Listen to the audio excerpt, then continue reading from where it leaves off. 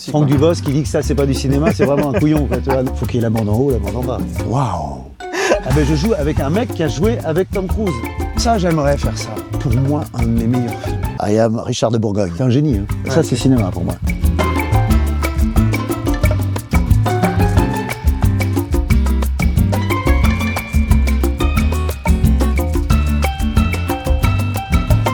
Alors ? On n'attend pas Patrick ? Hey, salut tout le monde, c'est moi. Ah non, là on me voit pas. Je suis là. Voilà, non, pas ici. Là. Voilà, là, je suis là. Salut tout le monde, c'est moi, le DVD de Vidéo Club. C'est juste un petit message pour vous dire merci. Merci de suivre depuis si longtemps ce programme qui nous a permis de recevoir les plus grands réalisateurs et réalisatrices pour parler cinéma en toute simplicité. Et pour nous permettre de faire vivre Vidéo Club encore plus longtemps, nous sommes accompagnés de Pluto TV pour cet épisode. Pluto TV, c'est la plateforme gratuite de streaming qui regorge de classiques déjà cultes. Merci à eux, merci à vous et bon visionnage. Allez, je rentre dans mon rayon, moi. Voilà, je suis bien là. Un peu serré, mais bon. Non, mais ça va, ça va. Toi, c'est quoi ton rapport au DVD, au vidéoclub ? Est-ce que c'est quelque chose qui a un peu enrichi ta cinéphilie ? Est-ce que tu y allais souvent pour regarder les cassettes, louer ? C'est quoi ton rapport à tout ça ? Alors non, au vidéoclub, non, j'allais pas en vidéoclub, mais le DVD, c'est... Moi j'ai toujours des DVD. Pour moi, un film, il doit être en DVD, je dois avoir la boîte. Je dois vraiment même... Je sais que j'en ai à la maison et ma femme me dit toujours, mais regarde, c'est sur... Non, attends, je regarde mes DVD, il faut que ce soit classé et tout ça. Donc j'aime bien l'idée que ce soit classé. J'aime bien l'idée... Ouais, j'adore ça. Et puis la boîte, je sais pas, la boîte, la photo, je suis vraiment de cette génération-là. Et puis l'objet t'appartient, quoi. C'est pas... il est sur un catalogue, il peut disparaître, on sait pas. Non, c'est un objet, voilà, je l'ai.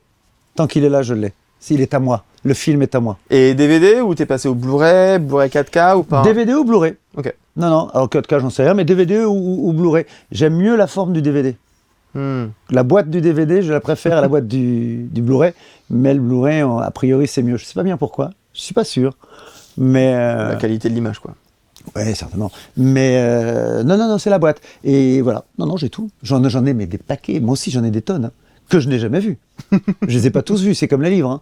Moi, j'ai beaucoup de livres, mais je les ai pas tous lus. Bah, très bien, écoute, je te propose qu'on commence par le rayon américain qui est juste sur ta droite. Des films qui devraient te parler, dont tu voulais nous parler. Bah oui. Si je suis dans l'ordre de moi, du petit garçon que j'étais jusqu'au jeune homme, il y a... j'ai ça, Charlton Heston, le survivant. Okay. U.S. authorities are beginning to question to what degree we will become involved in what could swiftly grow into global conflict. C'est étonnant parce qu'il y a eu 2 remakes ou 3, et le premier remake, le remake qu'on connaît de ce film, c'est I Am a Legend. If there's anybody out there, anybody, please, you are not alone. Personne dit que c'est le remake du Survivant avec Charlton Heston. Je l'ai entendu dire c'est le remake de ça, mais alors que c'est un truc post-apocalyptique et il se retrouve seul dans une... Il y a ce début du film formidable où il est en voiture, il fait ses courses, il n'y a plus personne. On voit qu'il y a des ombres qui bougent dans les magasins derrière lui et tout à coup il regarde l'heure, le soleil va se coucher, il part et on ne sait pas pourquoi. Parce que la nuit arrivent les survivants. Pas les survivants, les autres, ceux qui appellent les gens qui ont des stigmates, enfin des gens qui ont survécu comme lui mais qui ne peuvent pas voir le jour. Et ce film, c'est... Tu vois, si j'étais tout seul, je piquerais le DVD. Tu peux l'acheter à la fin, hein. Ok. Mais dans cette même catégorie, tu sais, c'est Papillon, c'est pareil. Welcome to the penal colony of French Guiana, whose prisoners you are, and from which there is no escape. First attempts at escape add 2 years in solitary to existing sentences. Attends, je vais dire ça. C'est ça que voilà. Alors ça j'adore. Alors le truc, t'as une première info et tu vas un petit peu plus loin, tu ouvres. Ça, j'adore ça. Il dure 2h30 et chaque fois que j'arrive à la fin de ce film, je me dis c'est trop court. C'est trop court. Il m'en faut. Le genre de film qui avance. Et pour l'anecdote, c'est mon arrière-grand-père est mort à Cayenne. C'est vrai ? Ouais. T'es condamné à mort et à perpétuité, je veux dire. Et est mort au bout de 4 ans. Même pas pu tenir 5. Mais ça, typiquement, donc c'est des films que tu découvres jeunes ? Ça, ouais. Les deux là, ah ouais. Et donc Ça. c'est quoi ce qui te À frappe la en télé. premier? C'est la mise en scène, c'est le jeu à la télé. d'acteur, Non, c'est l'histoire. C'est l'histoire. Celui-là parce qu'il me fait peur. Ouais. Le survivant parce qu'il me fait peur, celui-là c'est l'histoire, je trouve ça formidable. C'est des trucs que je lâche pas. Oui, ça c'est les trucs jeunes. Après les autres dont on va parler, je les ai découverts plus adultes. Oui, c'est des trucs que je regarde à la télévision avec mon père. C'est l'histoire. C'est vraiment Et c'est marrant parce que Charlton Heston, c'est pas mon acteur préféré du tout, mais 2 ou 3 des films que j'adore, comme La planète des singes, le premier. Take your stinking paws off me, you damn dirty ape! Ce sont des films avec Charlton Heston. Alors, c'est pas mon acteur préféré spécialement, c'est pas mais il a eu le bon choix, quoi. Enfin, il a eu les bonnes propositions en tout cas. Ouais. Alors, c'est Un jour sans fin, mais là on est sur le scénario carré, machin. Enfin, humblement, mais le scénario qu'on aimerait tous écrire. Le scénario qui paraît tellement simple. Un mec vit la même journée, presque éternellement. Ça paraît con, le mec qui arrive avec une idée comme ça, je pense que les producteurs vont lui dire « Ouais, mais tu vas faire 1h30 de film avec ça ?» Non, je vais en faire 2h10. Mais ça, c'est... Et c'est assez rare qu'un film fasse relativement l'unanimité. Il en fait partie. C'est vrai. Vraiment. Tu vois, les 2 autres que j'ai montrés, il y a des gens qui l'ont vu, qui l'ont pas vu, mais celui-là, c'est Un jour sans fin, le jour de la marmotte. Et C'est au-dessus. Hop, Ouais. c'est là. C'est un genre que j'aimerais réaliser, c'est ça. Ok. Crazy.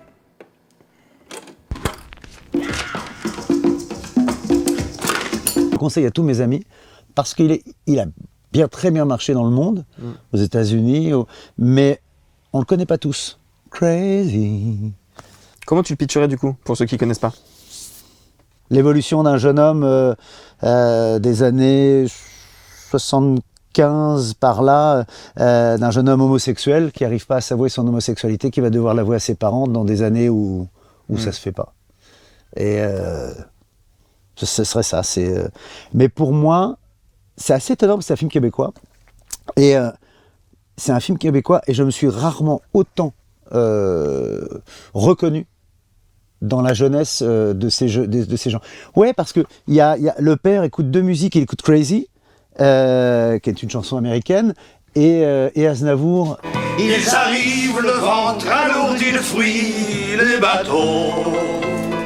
Il y a les deux, il a vraiment réussi ce truc que le Québec, c'est l'Amérique du Nord et la France aussi et le père a ces chansons-là. Et puis c'est le père qui est joué, comment il s'appelle déjà le père, l'acteur, Michel Côté, un père qui découvre que son fils est homosexuel. Alors, tout en secret, moi quand je fais Rumba la vie,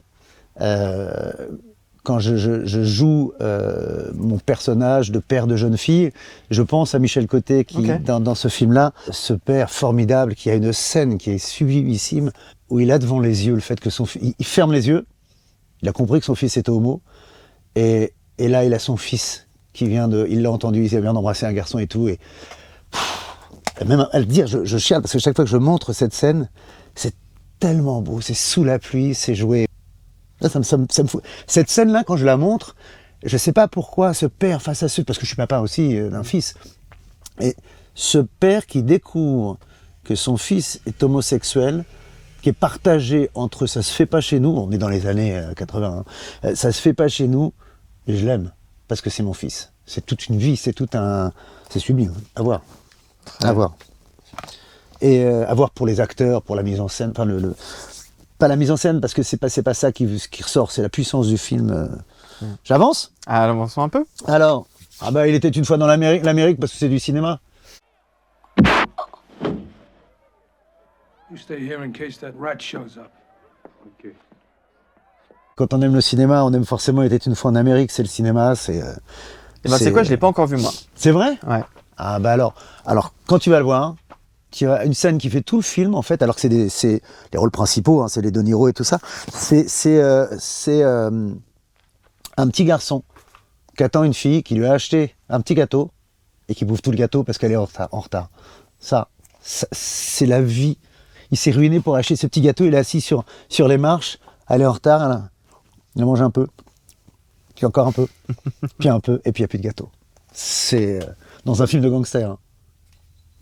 Et c'est une des scènes, c'est une des grosses scènes du film. Et ça, c'est un film que tu vois en salle ?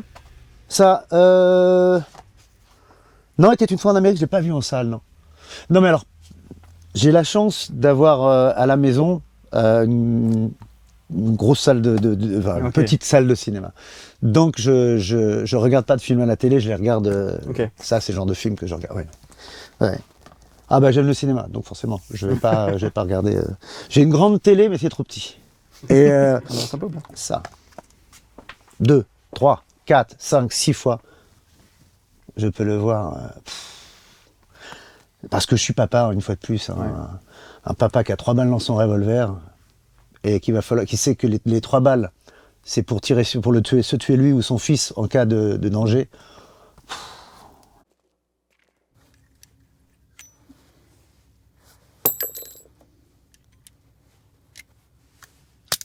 Mais c'est tiré d'un roman, hein. Ouais, c'est ça. J'ai jamais lu le roman, mais moi, voilà, Viggo Mortensen, ça, c'est du vrai cinéma aussi, parce que oser faire un film grisailleux, sans couleur, triste, il pleut tout le temps. Oui, il a dû faire froid sur le tournage. Ouais. Il y a des films qui sont un peu moins du cinéma, mais qu'on aime l'histoire, on aime Et puis il y a des films, mais même Un jour sans fin, qui est l'un des films les plus formidables qui existent, c'est pas la même, c'est pas le même cinéma. Tu vois une différenciation? Ouais, c'est pas le même cinéma. C'est des trucs de qualité, hein, je parle de là. C'est du ressenti aussi. Franck Dubosc qui dit que ça c'est pas du cinéma, c'est vraiment un couillon, quoi, tu vois. Non, on s'entend quand je. Non, je comprends tout à fait. C'est un peu le débat. On verra si on voit des films français, on va peut-être plus pouvoir parler de. Mais non, mais c'est même ça, même Le Survivant, pour moi, je l'ai vu qu'à la télé. Ça, je l'ai jamais vu. Sur un grand écran, je l'ai vu sur la. Donc forcément, c'est pas un téléfilm, hein, on s'entend, mais c'est la différence entre. Mais même Papillon, tout ça, c'est du cinéma, mais je les ai pas vus sur grand écran. C'est peut-être ça aussi qui fait que dans ma tête, c'est plus posé avec papa. On regarde avec papa et on n'est pas au cinéma, quoi. Et en même temps, tu dis quand même que les grands films, tu préfères les voir sur grand écran. Ah ouais. Ah bah le cinéma, c'est du cinéma, c'est pas de la télé. Non, moi il faut qu'il y ait la bande en haut, la bande en bas. Ah ouais. Oui. Puis il faut que je puisse la voir, hein. Faut bien que. Non, il y a la bande en haut, la bande en bas. Sinon, ça n'a pas la gueule de cinéma. J'ai revu un vieux film, mon deuxième film, et j'ai vu ça sur internet, j'ai regardé, il est tout sombre, très mauvais. Hein.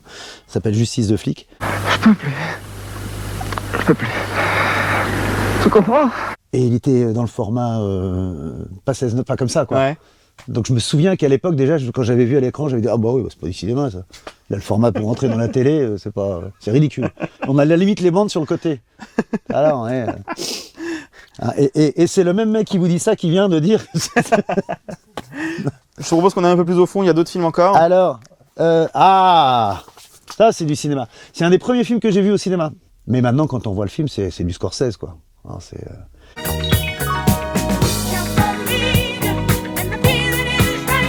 marrant qu'ils aient choisi cette photo-là pour faire l'affiche plutôt que de choisir lui avec le seau de peinture au début du film quand il marche comme ça. Ouais. Et mon premier film, celui dont je parlais, La Justice de flic en carré, le metteur en scène m'avait dit je fais un gigolo. Regarde John Travolta dans La Fièvre du samedi soir, quand il marche, il fait l'amour avec le trottoir. Et je veux que tu fasses l'amour avec le trottoir. Ok. On n'a pas eu d'enfant, mais... Alors juste avant, je t'ai mis ce film-là parce que quand j'ai vu ton nouveau film, c'est le premier qui m'est venu en tête. Je ne sais pas si c'était une référence ou pas. Ouais. Si tu l'avais en tête. Ouais. I'm Carl Showalter. This is my associate, Geir Grimsrud. Yeah, how you doing? So, we all set on this thing then? Je suis vachement flatté parce que les gens me le disent, mais là où je suis flatté, c'est que j'ai pas écrit en pensant, en voulant faire un Fargo. Mais je sais que j'adore ça, donc forcément, ça c'est cinéma pour moi. J'adore ça, donc le côté, le flic simple, et même... quand tout à coup, en écrivant, on s'est dit que forcément on avait un côté. J'ai moi, dans le film Lorca Lamy, qui joue ma femme, qui vomit à un moment donné, je me suis dit merde, est-ce qu'on le garde? Parce que dans Fargo, elle vomit. Ça va se voir. Ça fait un peu pareil, quoi. Et j'avais écrit, à l'écriture, au début du générique, ceci est une histoire vraie, puisque nous l'avons inventée. Et Fargo, alors je sais plus si c'est dans le film ou que dans la série, ils écrivent toujours tiré d'une histoire vraie. Je me suis dit, ça, on peut pas se permettre ça, quoi. C'est trop, là, c'est quoi, les mecs, on a qu'à... non. Mais c'est vrai que le côté... moi, j'aime bien le côté... le gendarme, c'est un gendarme, c'est pas un super-héros. Là, dans le film, le mec, le héros, il vend des bagnoles, nous, il vend des sapins. Il y a un côté comme ça, les gens normaux, qui vont vivre un truc de dingue, parce qu'ils c'est un peu couillon, quoi. Alors, ce qui ressemble à Fargo, c'est aussi la neige. Oui, mais bah, je mens pas que même notre affiche a une couleur Fargo. Mais bon, on est dans la neige, il y a des morts. Forcément, à un moment donné. Après, la différence, ça aurait été de mettre le titre pour moi en jaune au lieu de rouge. Il y a du sang, il faut du rouge. Cathy Michel, la nuit du 21. Est-ce que vous avez entendu ou vu des choses qui vous paraissaient anormales? Anormal, c'est-à-dire? Mais tu disais, donc, ça t'inspirait, tout à l'heure tu parles aussi d'un truc qui t'avait inspiré pour Rumba la vie. De manière générale, toi, quand tu écris tes scénarios, ils sont imbibés de ta cinéphilie, tu sens que ça ressort? C'est inconscient peut-être aussi, mais... Ouais, c'est inconscient, ça peut être inspiré. Alors, dans Rumba la vie, c'était quand j'ai cherché le personnage. Ouais.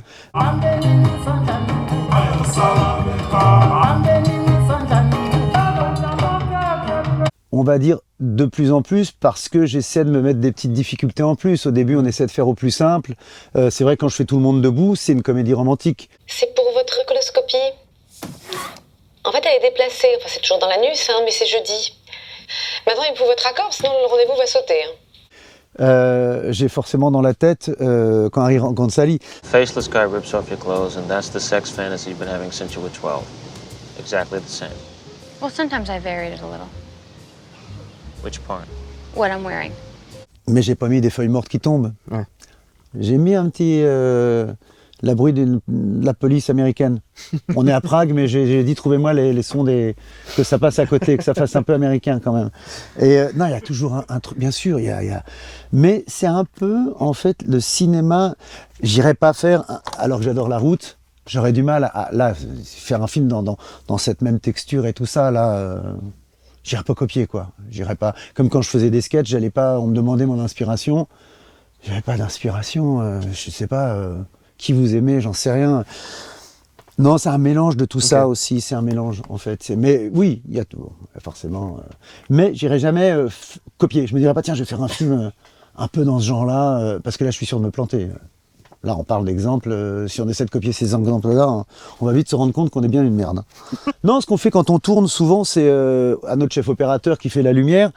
Je peux dire, tiens, j'aimerais bien, tu as vu pourquoi ils ont cette lumière-là dans ce film, j'aimerais bien avoir ça, je l'ai fait alors, on n'est pas allé au bout de ce truc, mais la lumière que je voulais dans mon film, c'était dans Un ours dans le Jura, c'était celle de Saltan à l'hôtel El Royal, mais qui est beaucoup plus clinquante. Mais je ne l'ai pas eu là comme ça, mais je sais que j'aimerais bien faire un film avec ce genre de lumière un peu orange, mais et très... très éclatante, on peut regarder, on peut avoir ce genre de choses. Alors, Mission Impossible, mais là, Mission Impossible, moi j'adore Tom Cruise. Je suis comme ça. Hein, le mec, il adore Tom Cruise et quand Harry rencontre Sally. Hein, j'ai pas honte, hein. Enfin, il n'y a pas de honte d'ailleurs. Je sais pas, je trouve que la carrière de ce mec-là, et puis ça, c'est les films que je regarde avec mes fils. Cinéma. Ça, cinéma. J'attends le prochain avec impatience, 2025. Heureusement, il sort très très loin de moi. Mais alors celui-là, je l'ai choisi parce qu'il y a un acteur français dedans avec qui toi, tu as travaillé plusieurs fois. May take a little time. What the hell do you mean a little time? It's not what Claire tells me about you. Ah bah oui, il y a Jean Reno. Bah ouais, bien sûr. C'est quand même un truc qu'on oublie. Il y a Jean Reno dans le premier. Bien sûr. Ah mais moi, moi j'oublie pas. C'est ce que j'ai dit à mes fils pour frimer. C'est vrai. Je fais Loup-garou avec Jean Reno. C'est du vrai sang. Qu'est-ce que tu racontes? Merde. Donc je leur dis, attends, Jean Reno, il est dans Mission Impossible. Et là, tout à coup, papa prend de l'importance. Ah bah oui. Ah ben je joue avec un mec qui a joué avec Tom Cruise. Non mais c'est... Ah oui, j'ai pris de l'importance grâce à ça. Mais c'est vrai. Hein. À la limite, si je n'aurais pas joué un petit peu avec Tom Cruise. Je pense qu'il y a un cousinage. Il y a un cousinage.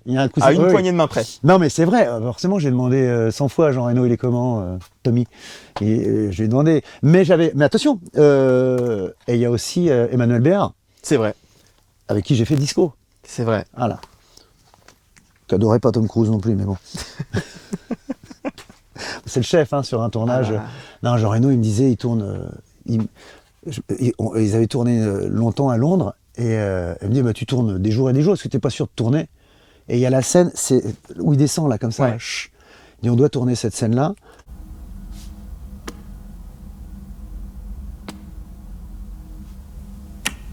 Et donc tout le monde est prêt, mais pas Tom. Tom ne tournera pas cette scène aujourd'hui. Ni peut-être même demain, ni après-demain. Il ne la sent pas. Il s'en va, il se barre pendant 15 jours. Il faut attendre que Tom soit prêt à tourner cette scène. Ouais, mais, le résultat, il est là. Hein. Ouais. Non, mais parce que c'est des cascades aussi, on peut comprendre, là, comme je le dis. Le pauvre, c'est quand je dis. Mais il parle de moi comme ça aussi, lui. Hein. C'est vrai. Je peux me permettre. Ouais. Oui, quand il parle de moi, il parle de moi. Eh ben, Franck n'est pas là. Voilà. Mais, non, mais c'est quelqu'un, quand même. Ah, comment vous savez que j'aime ça? Je l'ai dit. Ah ouais. C'était dans la liste des films que tu nous as donné. Ouais. Alors ça, j'aimerais faire ça. Good to know, so you agree. That's right. What a waste of a lovely night. Mais est-ce que tu crois qu'on est capable de faire ça en France? Et je dis ça sans oui, je comprends. condescendance, hein, tu vois. Est-ce que tu penses qu'on en est capable? Moi, oui. Tu sais quoi, si tu regardes Tout le monde debout, il y a une séquence, c'est celle que toute mon équipe, parce que je l'appelais comme ça, appelait la séquence La La Land. D'accord. Maintenant que je te l'ai dit, si tu regardes le film, on va dîner à Prague avec Alexandra Lamy, et la musique est un petit peu... Et la caméra descend, comme ça, c'est un plan de grue, on en a fait qu'un parce qu'il a plu, je disais rien. Et au fond, il y a les lumières de la ville, comme ça. Eux, je crois que c'est fake. Enfin, tu peux pas tourner aussi longtemps avec Mais nous, on avait 20 minutes pour tourner. Le coucher du soleil, les lumières, le machin, le truc. C'est très, très rapide. Nous, on l'a fait quand même. Et c'est vrai que quand à chaque fois que je vois le film et que je vois l'image, je me fais, c'est un petit plan, La La Land. Alors maintenant, eux, ça dure, je sais pas combien de temps. Je sais pas si on pourrait... En fait, on pourrait peut-être le faire. Mais il nous manque l'anglais, il nous manque ce côté Puis ça raconte quelque chose aussi de l'histoire du cinéma américain, il faudrait se le réapproprier. Il y a tout ça, c'est-à-dire, voilà, c'est ça. Ouais, quand on fait des comédies musicales, on en fait des biens, on en a fait des biens, hein, mais c'est vrai qu'on n'a pas cette douceur de... C'est Los Angeles, enfin, il fait chaud quand on le regarde, il y a tout ça, quoi. Même quand on regarde ça, si ça c'était Paris-Montmartre, on aurait un petit peu froid. Là, on a chaud. C'est con, hein, mais c'est... Mais il est québécois, le réalisateur. Il n'est pas américain. Je crois qu'effectivement, il est canadien. Il est canadien, ouais. Il est canadien. Il est franco-américain. Oui, il est franco-américain, donc il est français. Petite partie. Voilà, c'est les belles chaussures, je sais pas. Mais je sais pas si on pourrait, mais j'aimerais. Alors je suis pas en train de dire j'aimerais faire une comédie musicale, parce que c'est très dur. Mais c'est vrai que j'aimerais. Mais j'étais imbibé de ça quand j'ai fait Tout le monde debout. Parce que même à la fin, quand j'ai fait Tout le monde debout, ma dernière séquence, j'avais commencé à écrire, on avait commencé à caster des danseurs pour faire une dernière tala pour le machin, et je me suis dégonflé. C'est vrai ? C'est trop dur. Hein. Mais t'as raison, quand tu dis est-ce qu'on le ferait en France, c'est très dur parce qu'il faut la bonne musique. Mais je trouve ça a de la gueule, quoi. Mais Et en même temps, je me suis dégonflé parce que tout à coup, ça coûtait beaucoup plus cher. Il fallait beaucoup de personnes, il fallait beaucoup de temps, mais c'est ça qui ferait peut-être aussi qu'on ne saurait pas le faire. Parce que je pense qu'il y a de très bons réalisateurs qui sauraient le faire, je pense. Bon, si moi je saurais le faire, je pense pas, mais parce que c'est... Encore que j'aimerais bien. J'aimerais bien, mais c'est pas la comédie musicale, hein, je le reprends, c'est l'univers. L'univers, ouais. Ça, cinéma aussi. Ouais. Mais j'ai le DVD, je l'ai, hein, celui-là. Je l'ai à la maison, hein, je le reconnais, hein, je le manipule comme si c'était le mien. Oui. Je t'ai caché un petit film là, sur la droite. Internet a redécouvert que tu as tourné dans un Highlander. Ouais, mais non, moi j'ai tourné dans la série. C'est pas dans... Non, j'ai tourné dans la série. Ouais, non. Non, sinon tout le monde le saurait, je m'en vanterais. Parce que du coup, c'est très rigolo, je sais pas si tu as suivi, mais il y a quelques semaines, c'est sur Twitter X, un extrait ressorti. Ouais. Mon Dieu, saviez-vous que Franck Dubosc a joué dans Highlander? Ah oui? Ah ben non, mais dis rien, coupe-moi cette séquence tout de suite. Oui, j'ai joué dans Highlander, oui. La série, tu coupes. Comment tu t'es retrouvé sur ce projet? Le casting, je faisais plein de trucs en anglais, donc tout à coup... et je me souviens, l'acteur qui s'appelle Adrian Paul, fallait pas fumer. On tournait dans la forêt dehors, hein. Il y avait des machines à fumer partout, mais fallait pas fumer autour de lui. Moi, je fumais à l'époque. Et le mec, il était... Ah oui, j'ai mon épée. Ouais. Et quand on regarde l'extrait, les gens se foutent toujours de ma gueule, mais ce qu'ils voient pas, c'est que l'épée est beaucoup trop lourde pour moi. L'épée fait comme ça. Ouais. So young to be such a buffoon. Et ce qui fait rire les gens, c'est que je dis I am Richard de Bourgogne. Ouais, c'est ça. I am Michel de Bourgogne. Dead is what you'll be if you do not leave these lands. So young to be such a buffoon. Mais parce que j'avais demandé, je te dis, comment je dis Richard de Bourgogne? Avec l'accent anglais, je sais pas. Et non, in French. Ah bon? I am Richard de Bourgogne. C'est bon, j'ai l'air d'un con, moi, maintenant. Je savais pas que j'allais passer chez Arthur 25 ans plus tard en train de se foutre de ma gueule. Sinon, j'aurais fait I'm Richard de Bourgogne. Et là, tout à coup, bon, voilà. Mais c'est un super film, hein. J'adore Highlander. Ah ouais, j'aime beaucoup Christophe Lambert là-dedans, et là, il a eu quelle chance. Had his head chopped off in New Jersey 2 nights ago. You ever get over to New Jersey, Nash? Not if I can help it. You talk funny, Nash. Where are you from? Lots of different places. C'est une star, hein, quand même. Ah, lui, à Cannes, moi j'ai vu une fois, je me rappelle. C'est vrai? C'était une des premières fois que j'allais à Cannes, et une émeute en bas d'un hôtel, et tout. Qu'est-ce qui se passe? Et là, Christophe Lambert est sorti comme le pape, et il a fait coucou à tout le monde. C'était Christophe Lambert. Et je le voyais en vrai, très mal, s'il était à 250 mètres, mais je le voyais en vrai, quoi. Là, Christophe Lambert. C'est un gentil garçon. Et un bon acteur. Je te propose qu'on change de rayon. Mais je te suis. Je le mets où? Comme ça? Comme tu peux, vas-y. Voilà, très bien. Je sais pas si tu connais ce film par ailleurs, non. Mais c'est un acteur qui s'appelle Pier Francesco Favino, avec qui tu as un lien, et que je pense que beaucoup de gens qui regardent cette émission ne savent pas forcément. Alors, Pier Francesco Favino, c'est l'acteur qui joue mon rôle dans le remake italien de Tout le monde debout.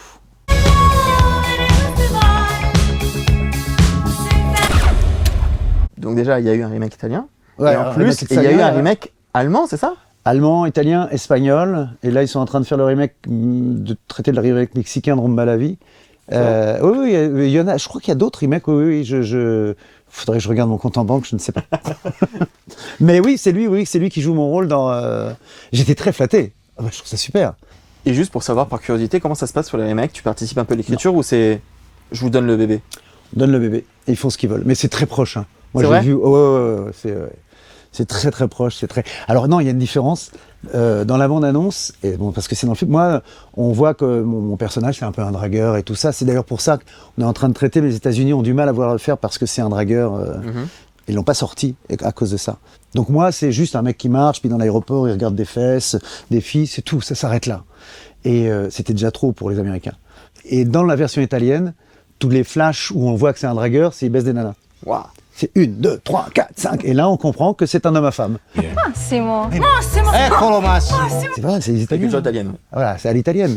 J'ai essayé, moi, d'être un petit peu sobre dans le truc, mais c'est à l'italienne. Mais c'est un super acteur, hein, le mec. Hein. Ah ouais. Moi, quand on m'a dit que c'était lui, j'étais super flatté. Ah ouais, heureusement qu'on m'a pas pris un tocard. Moi, j'aurais été vexé. Et attends, juste pour terminer là-dessus, tu les as vus tous? Les Espagnols? Non. T'as juste, ok. Parce que c'est particulier de regarder un film basé sur un scénario que tu as écrit dans une autre langue qui n'est pas celui que tu as filmé en plus. Ouais, mais c'est super. Je sais pas comment dire. Moi, je me revois en train d'écrire dans mon petit bureau, sur mon papier comme ça, de pas savoir si ça va être un film, de pas savoir si je vais le réaliser. J'écris, et puis tout à coup, je me dis, mais c'est pas possible, quoi. Je revois mes phrases, j'ai mes petits cahiers, c'est écrit dessus. Il y a des mots qui disent, parce que c'est quasiment la même chose. Et je peux reprendre mon cahier, mais vraiment avec les petites barrures, et puis c'est écrit la phrase et tout. Non, je suis super fier. Les cahiers, je les jette pas, à cause de ça. Ah ouais. Ah non, non, je suis super fier. Mais Tout le monde debout, je trouve que c'était un film enfin, il y a un beau concept. Rumba la vie qui est acheté aussi dans plusieurs pays, donc comme je disais Mexique, pour des remakes, c'est un peu plus simple, donc je suis un peu plus surpris. Mais Tout le monde debout, je suis pas très surpris.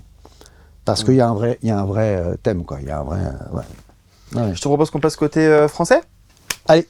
Alors, Cyprien. Je me prénomine Cyprien. Je suis féru de haute technologie, high-tech. Ça, c'est mon copain Eli. Il a réalisé. Ah non, David Charon, il l'a que écrit. Ouais. Et en même temps, c'est basé sur un de ses premiers sketchs. De petites annonces. Bah ouais. C'est ça. Oui, si tu es blonde à forte poitrine, ça m'intéresse aussi. Oui. Dans lequel je faisais son frère.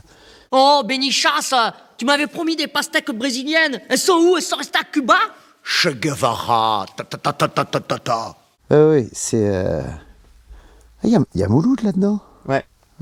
Alors après, il a fait du Cobu, Eli et tout ça, c'est bien, mais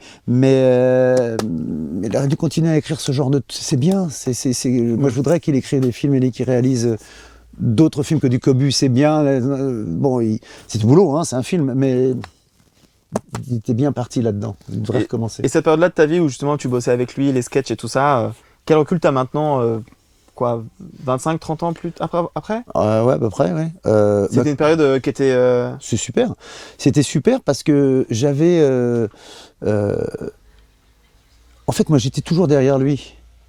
Donc j'avais le beurre et l'argent du beurre, c'est-à-dire qu'on pouvait pas me critiquer, mais je faisais rire. Et puis si j'étais mauvais, on me voyait pas. C'était vraiment l'idéal, quoi. C'était vraiment. Je lui disais souvent non. Parfois, il me dit tu vas faire ça. Non, je reste derrière, moi. Donc, ce qui me permettait d'être comme ça, de rien faire, de penser à autre chose. Et tout à coup, les gens me disaient qu'est-ce que t'es drôle. Non, je suis pas drôle, je suis derrière. C'est tout. C'est une. Non, et puis franchement, non, c'est une belle période. On écrivait les trucs, on a vraiment beaucoup rigolé avec ça. Tout le monde nous dit toujours pourquoi vous en refaites pas et tout. Mais bon, pourquoi on n'en refait pas? On est dans l'endroit exact pour y répondre. C'est que c'était des DVD et on gagnait notre vie avec ça. Et il y a plus de DVD. Ouais. Donc c'est quoi? Faudrait être sur le net, on sait pas, nous. C'était ça. On avait au début des cassettes, et puis après, attends, faut que je fasse gaffe, et je risque tant. J-E.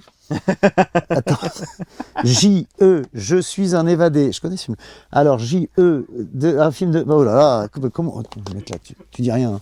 C'est peut-être inversé. Oui, mais oui, ça marchait grâce à la vente des DVD. Ça marchait grâce à la vente des DVD. Il n'y a plus de DVD sur quoi on peut pas faire ça pour rien. Ça coûte. C'est un business aussi. Donc voilà, on est dans le bon endroit pour en parler. Il faudrait que ça y ait encore ça, quoi. Et La Cité de la Peur, Farouja. Bah ouais. Il ne peut plus rien. Nous arriver d'affreux maintenant. Ce bon bain m'a fait du bien. Sandy, attention! Je lui dois tellement à Dominique. Je lui dois tellement. Je dis pas ça, il va me demander du pognon. Mais alors j'ai fait 3 films avec lui en tant que réalisateur. J'en ai fait. Et je crois que tu as scénarisé un film aussi pour lui. Alors j'ai travaillé avec lui sur. L'amour c'est. Ah non, L'amour c'est mieux à deux. Alors oui, L'amour c'est mieux à deux. Je l'ai coécrit avec Arnaud Lemort. C'est ça. Et Dominique l'a réalisé avec Arnaud Lemort. Je lui tire des gonzesses. Ah, Michel, c'est des années de travail, tu vas m'apprendre. Non, mais c'est surtout Dominique, c'est le premier qui m'a vu sur scène dans des bars et qui m'a dit je vais monter une chaîne, ça s'appelait Comédie, viens faire le comique de la semaine. Et il y avait les Robins des Bois qui faisaient leur sketch, et moi j'étais le comique de la semaine, c'est-à-dire j'avais un sketch. Il y avait un panier, et il fallait que je tire au sort quel sketch j'allais faire ce soir. J'avais qu'un. Donc c'était le même titre sur tous les papiers. Et je disais ce soir, ce soir, c'est le sketch de l'avion. Et tous les soirs, c'était le même sketch. Et ça, c'est Farouja, hein. Faut pas. Je lui ai dit, je dis, je peux pas faire tous les. Je dis, comment ça? T'en as 15, tu feras le même. C'est pas grave. Et puis après, j'en ai écrit d'autres. Okay. Et voilà. Et Dominique, après, j'ai tourné des films qu'il a produits, qu'il a réalisés. Il a été mon producteur sur scène. Voilà. Okay. Non, et puis il est mon ami. Tout simplement. C'est pas mal quand même de pouvoir dire cette phrase. Oui.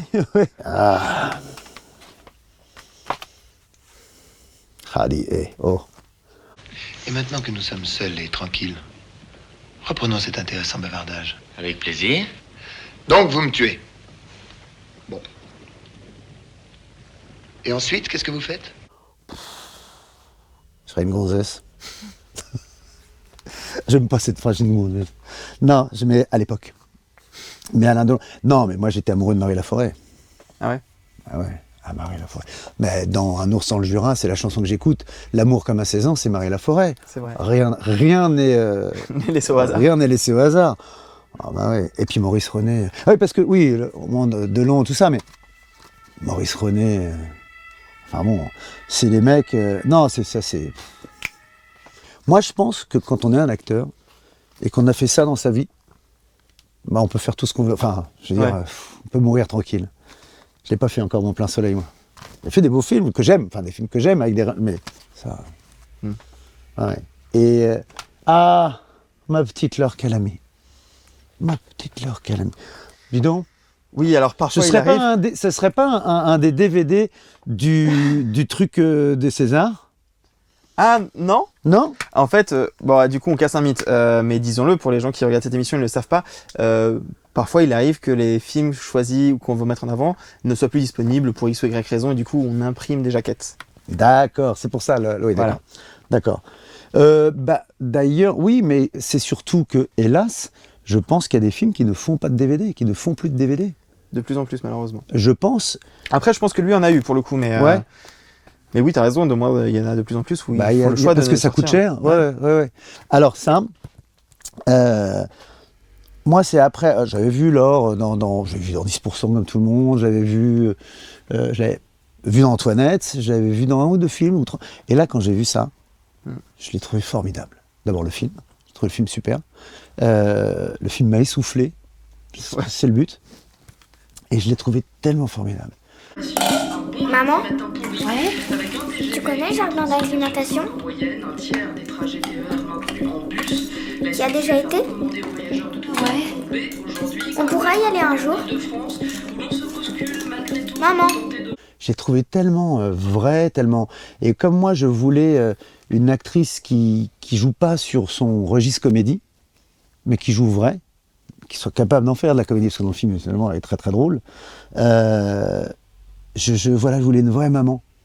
Je voulais une vraie maman. Et tout de suite, j'ai voulu Laure. Ça s'est pas fait tout seul. Alors au début, oui, je suis peut-être un petit peu trop jeune. Alors moi, j'ai mal pris. Je me suis dit, bon, elle est trop jeune pour faire ma femme. Je lui ai dit, mais tu sais, j'ai 43. Hein. Non, et puis le temps a fait les choses, et puis elle a dit oui. Et elle m'a fait un truc formidable dans le film, quoi. C'est vraiment... Mais là, à plein temps, je conseille. Alors, celui qui ne l'a pas vu, c'est... faut prendre son souffle avant, parce que ça essouffle, mais ça, c'est la vraie vie. Mais c'est la vraie vie sans tomber dans le pathos ou dans le je donne une leçon. C'est ça aussi le truc, parce que quand ça commence à donner une leçon, histoire d'une caissière qui devient machin, non. Là, c'est l'histoire vraiment d'une femme. Les embouteillages à Paris, les grèves, les machins, c'est vraiment... c'est du cinéma français. Ce qu'on sait faire. On sait faire ça. On sait, pas tous, hein, mais Éric Gravel, je ne me rappelais plus du nom. C'est un film d'Éric Gravel et il l'a vachement bien fait. Non, je suis d'accord. Ouais, vraiment. Ça, je l'ai mis. Je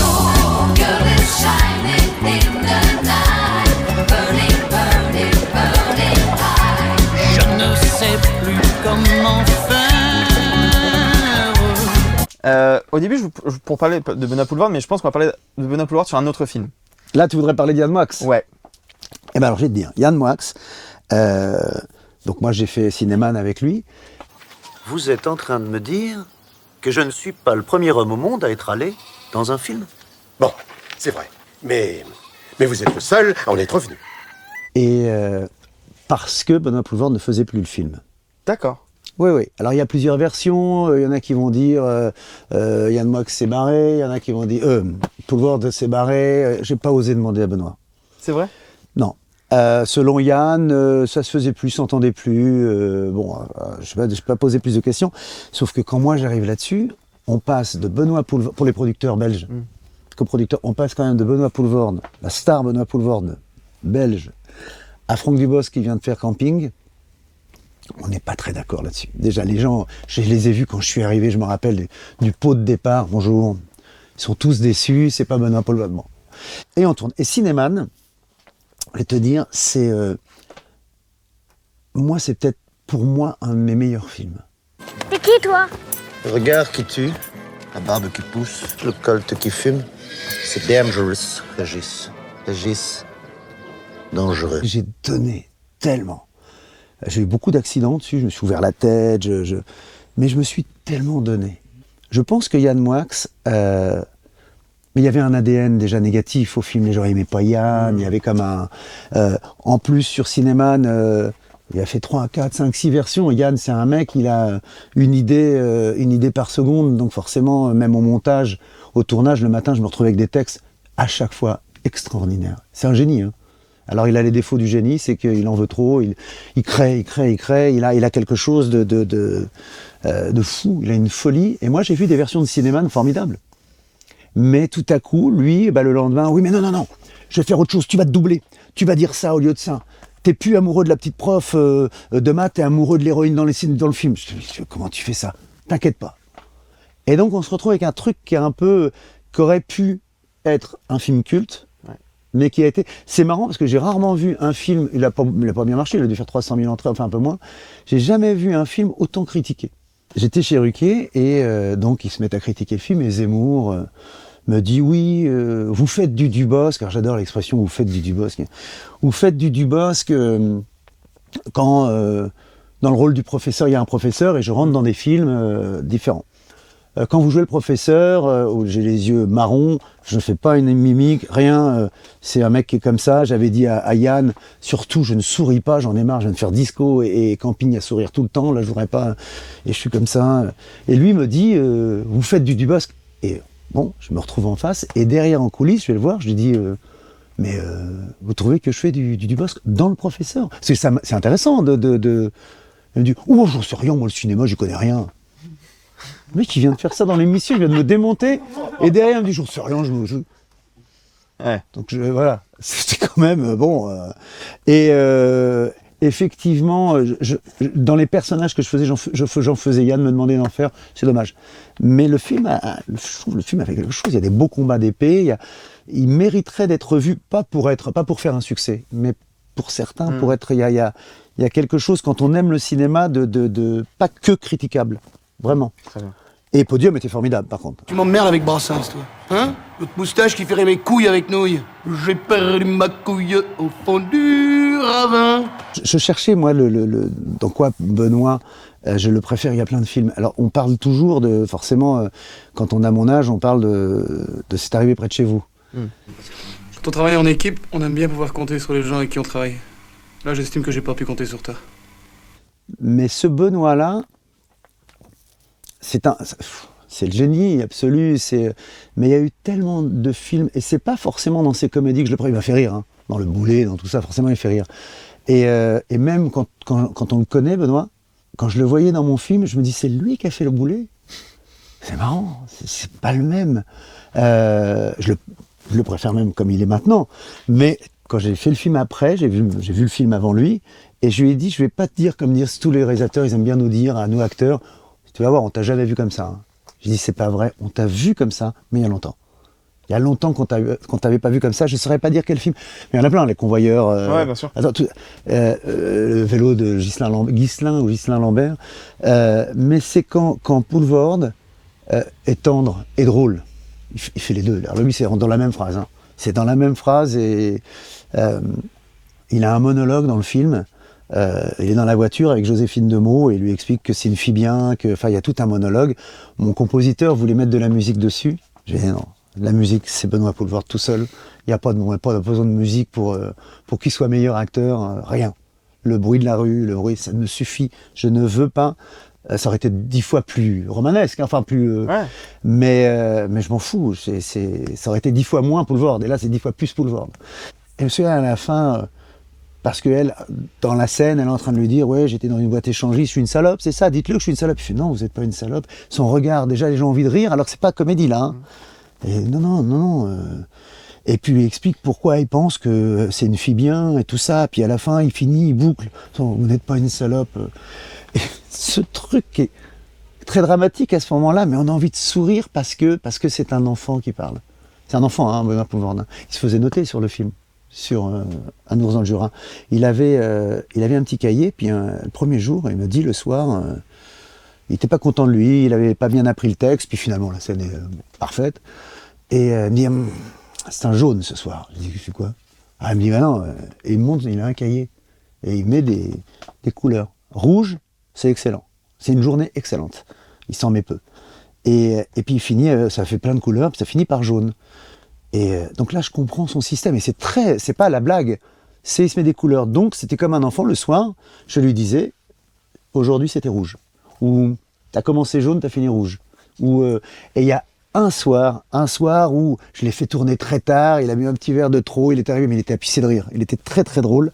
Il n'était pas bourré du tout, mais il était en pleine forme. Ouais. Et là, c'était un week-end. Il a fini de tourner. Alors, nous, on n'a rien vu. C'était très bien.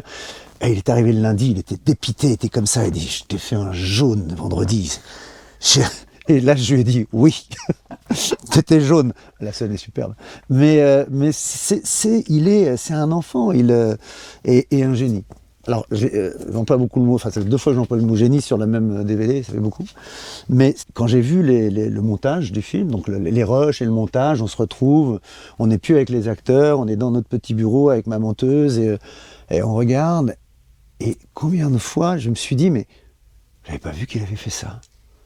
Et il était toujours plus le personnage que ce que j'avais demandé. Parce qu'il y a des fois où je me disais, ça, ouais, c'est bien, ouais, refais-en une, et j'ai été con de l'en faire refaire là ou là, parce qu'il avait fait des choses que j'avais pas vues.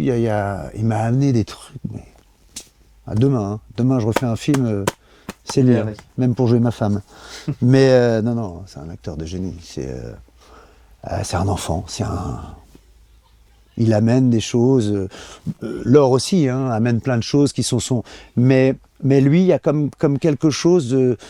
Laure, elle le sait. Lui, je ne sais pas s'il le sait. Je ne sais pas.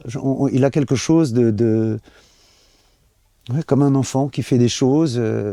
Il a l'expérience. Il a fait je ne sais pas combien de films. Mais il écoute. Il est. Quand il sait très bien le texte, il est content. Il dit tu vas voir là, j'ai appris le texte. Et il est tout heureux. Il veut pas. Si tout à coup il a une phrase et il a du mal, et je lui dis si tu veux, je te la donne. Non. Je vais le faire. Je vais y arriver. Il est. Bon, voilà. Et même les fois où c'est parfois difficile, on les oublie tellement il donne. Voilà. Non, c'est un acteur que j'adore. Très bien. Alors il y a d'autres films de ce côté-là. Alors, celui-là, je le remets... Où tu veux. Là où il y a des DVD qui ressortent un peu, là, tu sais. Ouais. Hop, voilà. Il y a d'autres DVD là, à l'arrière. Je sais pas s'il y en a qui te parlent. Ah, oh là là. Alors, on va d'abord commencer par nous, les petites Anglaises. Vous venez apprendre l'anglais? Bah oui, pourquoi? Non, parce qu'ici sur la côte, c'est peut-être pas tellement l'endroit. Hein. On est 2000 Français au kilomètre carré. Quand j'ai vu ce film-là, je me revois à l'arrière d'un bus. Je suis dans un bus, je rentre de Rouen à Grand-Quevilly, là où j'habitais, avec mes potes, et je sais que je leur dis, moi un jour je voudrais faire comme eux. Et je ne parle pas de ces jeunes qui vont en Angleterre draguer les filles, je parle des acteurs. Et ça me reste dans la tête longtemps. Et puis, j'ai 18 ans, et là je rencontre le manager de Roland McDan, qui est une grosse star à ce moment-là. On me le présente, bonjour, et je lui dis, mais moi je voudrais faire du cinéma, je suis un jeune acteur, et j'avais rien fait à l'époque, mais je voudrais faire un film de jeune avant d'être trop vieux. Et elle me dit, qui fait les films de jeunes? Je sais pas, Michel Lang? Ah, elle me dit, je connais pas. Et 2 ans après, je fais un casting, je suis le numéro 1052, je crois, un peu comme ça. Et là, je me retrouve dans un film de Michel Lang, À nous les garçons. Voilà, je suis dans les lunettes de la fille. Hein. Heureusement, c'est un dessin. Et voilà, elles les désirent tous, elles n'en aimeront qu'un seul. C'est moi. Et on le voit là, tout jeune. Et donc c'est ton premier film? C'est mon premier film, À nous les garçons. Vous venez pas boire le verre de la réconciliation? Non, une autre fois. Ouais. C'est étrange parce qu'on commence, on fait un premier film, on était, je sais plus combien, 1052, on était beaucoup. Moi, je sais que j'étais le numéro 373 sur ma petite plaque comme ça. Mais il m'a choisi parce que j'étais le meilleur, parce que je ressemblais physiquement sûrement à ce qu'il avait dans la tête. Et d'autres, au moment où moi je fais À nous les garçons, font des films comme Hors la loi. Le seul qui restera, c'est Clovis Cornillac, qui est dedans, qui était le plus jeune d'ailleurs. Et d'autres font des films un peu plus, ou avec Téchiné, ou avec... Et moi, je fais À nous les garçons. Et tu prends un chemin, le film léger, tu prends un chemin et tu le suis pas, en fait. C'est le chemin qui te pousse. Et tu restes dans... Voilà, je suis le jeune premier, un peu bellâtre. C'est aussi dû aussi peut-être au talent que j'ai pas, hein, à l'époque. J'espère que j'en ai un petit peu plus. Mais tout à coup, je suis dans ce film-là qui fait un succès. Je reçois plein de lettres. J'ai des sacs de lettres. Mais je suis le garçon de ce film-là. Je suis pas le garçon du film un peu sombre, un peu noir, un peu... Mais je regrette pas du tout. Hein. C'est une carrière, Mais voilà, À nous les garçons. Je voudrais que mes enfants le voient. Ils l'ont pas encore vu? Je l'ai à la maison, le DVD, comme ça. Mais c'est un peu sombre. Non, ils l'ont pas encore vu. Ils s'en foutent de ma carrière. Ok. Donc, mais alors il y a Babysitting. Ça, c'est mon pote, Philippe Lachaud. Ouais. À demain, Madame Chenel. Voilà. Merci. Bonne nuit, petit Adolphe. Laisse-toi tranquille, on va bordel de merde. Oh, ça... Ces mecs-là, comme des mecs comme Kev Adams, c'est des travailleurs. Philippe, je saurais pas écrire ces films. Je saurais pas écrire ce que tu fais. Moi, c'est les mecs que j'adore, que j'admire, que D'ailleurs, je fais un petit truc dans son... Ça fait 3 fois qu'il me demande, 3 fois que je peux pas, et là, dans le Marsupilami, je fais un petit truc. Oh, j'ai 3 répliques. Mais t'as tourné avec lui, de toute façon. Oui, j'ai tourné dans Chien et Chat, bien sûr. Ouais. Mais c'est l'humilité. Le mec, il sait pas qu'il faut autant d'entrées. Je crois qu'il le sait pas. Il sait pas que les jeunes l'adorent, même le plus vieux d'ailleurs. Hein. Il le sait pas. Il n'a pas la notion de ça, c'est le monsieur. C'est un mec comme tout le monde. Mais c'est intéressant, moi je voulais te le mettre parce que donc tu as bossé avec lui, tu suis son travail et tout. Mais il y a toujours une question que j'ai envie de me poser quand on voit quelqu'un qui a ta carrière, qui est quand même une carrière qui maintenant a vraiment de longues années derrière, beaucoup de films, beaucoup de succès. Quand on voit un petit jeune, une bande de jeunes qui arrivent, est-ce qu'à un moment on se dit putain merde, ils vont peut-être me remplacer? Comment tu l'as vécu ce truc de se dire parce que Babysitting c'est quelques années à peine après Camping, tu vois. Alors Babysitting c'est ceux qui nous ont remplacés. Et moi je suis jamais amer. Justement, c'est ce qui pousse, c'est ce qui, en tout cas moi, me motive à aller vers autre chose, un autre humour, un autre plus adulte. Je prends ma place et être remplacé par eux. Ça va Rémi? Tu as besoin de quelque chose? C'était peut-être ça son point faible. Je serais remplacé par un truc que je trouve naze. Je me dirais merde, c'est la vie quoi. Mais là, non, je me dis super. Ah mais super. Et alors, en fait, ce sont un peu les enfants finalement, on revient des Charlots, quelque part, qui étaient de l'humour, de gags, de vannes, de machin, de tout ça. Ça, en plus sophistiqué là, mais non, moi je suis très fier d'être remplacé par ces mecs-là. Hein. Ah voilà, vraiment. Et ça me force moi à aller faire autre chose. Je leur laisse la place, mais volontiers. Moi, j'ai écrit un film que je ferai peut-être un jour, et je me souviens en tournée chez Aïcha, et à Philippe, je lui dis, écoute, je te donne une scène, je te dis une scène, et mets-moi un gag à la Philippe Lachaud. Il me manque un gag. Okay. Et je vous raconte la scène, si je peux, si j'ai le temps. Bien sûr. Et la scène, c'est... c'est une nana qui est l'infirmière d'un chanteur très connu, une superstar. Elle le déteste, elle est dans la chambre d'hôtel, une grande chambre d'hôtel de luxe pour la première fois parce qu'elle le suit partout. Mais elle le déteste quand même, mais mine de rien, elle est dans sa chambre, il y a un vibromasseur, son vibromasseur qu'elle prend, et elle se met à l'imiter en chantant, toc toc toc, ça frappe. Elle repose le vibromasseur là sur la glace, sur la petite... Ça vibre, elle le reprend, et elle le prend dans la poche, et elle va ouvrir la porte. Et je lui dis, ce qui serait bien forcément, c'est que ça va vibrer dans la poche. L'autre va lui dire, répondez, non. Il me dit, il faut qu'elle décroche, mais qu'elle a le miroir de là, et quand elle... Non, excusez-moi, et qu'elle téléphone comme ça, et l'autre la voit. C'est con, mais c'est du visuel. Et je lui dis, oui.